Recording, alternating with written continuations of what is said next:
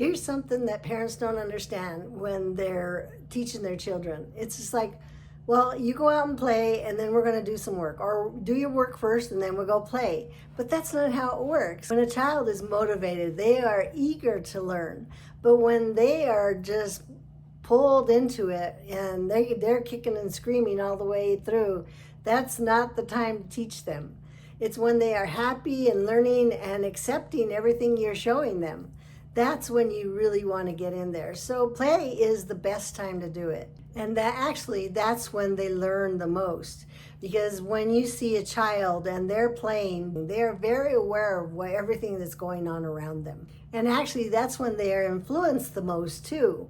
Because you figure with these games that they play, it's like they gotta do it. And I don't know about you, but with my kids, when I took that away from them, they went crazy because enjoyment was there. Also the learning at the same time. They thrive on that, and we don't give them that. So that's why I've chosen this segment to talk about playing as they're learning. When a child goes out and plays, it's just like, okay, just let it all go. They're just having fun, right? But when you are intentional on helping them to learn, you know your child, you know what they're struggling with, you know some of the things that they really have a hard time with. This is the perfect time to introduce those things to them so that they can absorb it while they're having fun. And then later when you teach them, they're ready for it.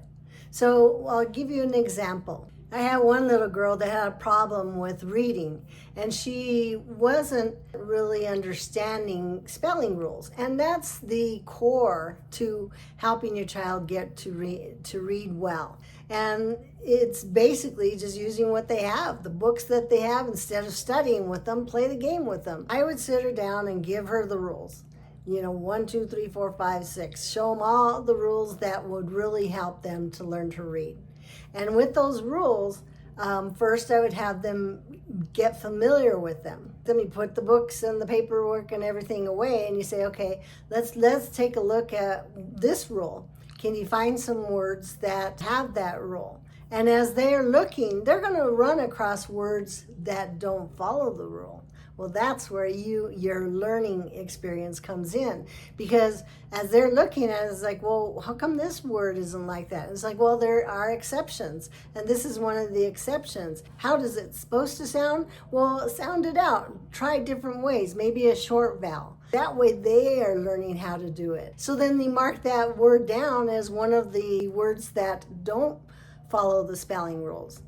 And then you mark down words that do follow the spelling rules. And so then maybe it's even a competition between the two, is which one can you find the most of, those that follow them or those that don't. But it's just a game.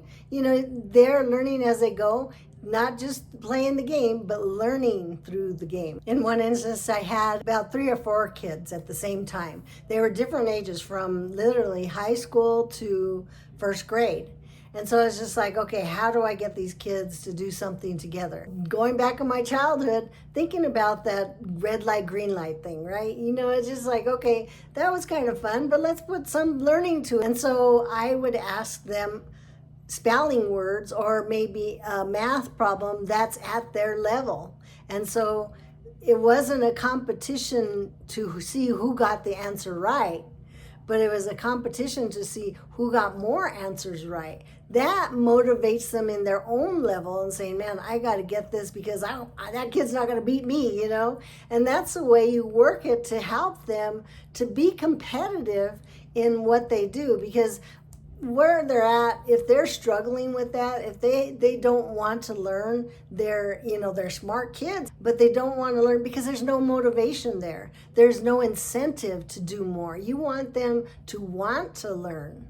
And these are ways to help them do that. Now, the third way I do is with like a twister game. What I do is make tape or something to put on the sheet and put multiples of, say, 2. If they're younger, they don't know multiplication. If they're older and they're just struggling with some of them, use higher numbers, but not too high, because the reason for doing this is to have them feel motivated, to have fun, and to have a quick win. So if they're doing this game and all they're doing is losing because they don't know the answers, That's not going to happen. But if you're giving them easy answers that they know that are helping them win the game, oh my goodness, there they go. It's like, okay. And you give them a little harder question and they have to figure it out a little bit. It's like, well, wait a minute. Let me go look at that real quick, or even with multiplication. Start with 2s, 5s, 9s. Those are easy ones that I've shown to my videos and my lessons.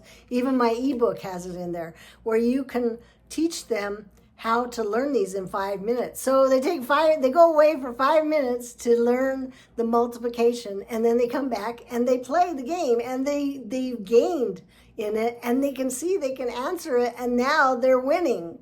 So there's so much you can do with this. Just have fun with your kids. That'll motivate them more than anything. But as you do, be conscious of what they're doing as they're playing and how to help them to understand it more. As you do that, you'll see a whole change in their way of looking at learning. Have fun with it.